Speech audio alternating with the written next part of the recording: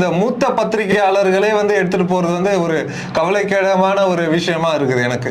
அது ஒன் சைடடா பேசுறது, ஒன் சைடடா பயாஸ்டா தான் சார் இருக்குது. நிறைய டிஸ்கஷன் பாத்தீங்கன்னா பயாஸ்டா இருக்குது. அவங்களோட தனிப்பட்ட விஷயங்களை வச்சுக்கிட்டு லாபத்துக்காக பேசுற விஷயங்களா இருக்கு. இது பப்ளிக்கும் தெரியுது இல்ல, தனிப்பட்ட லாபங்களுக்காக தான் சில பேர் கருத்துக்களை முன்வைக்கிறாங்கன்ட்டு. கண்டிப்பா கண்டிப்பா சார்.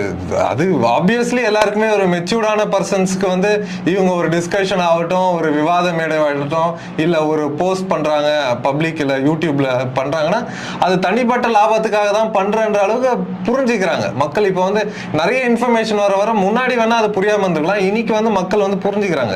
ஏன்னா நிறைய இன்ஃபர்மேஷன் வரும்போது எது தெரியுது, இவங்க சுய லாபத்துக்காக தான் பண்றாங்க அப்படின்றது தெரியுது சார். யார் யார் எந்த கட்சி சார்பா பேசுறாங்கன்றது தெரியுதுன்றீங்களா? கண்டிப்பா கண்டிப்பா. அது நிச்சயமா தெரியுது. இவங்க இந்த கட்சிக்கு கருத்து சொல்றதா நினைச்சுக்கிறாங்க, பப்ளிக் நினைக்கிறதா நினைச்சுக்கிட்டு சொல்றாங்க.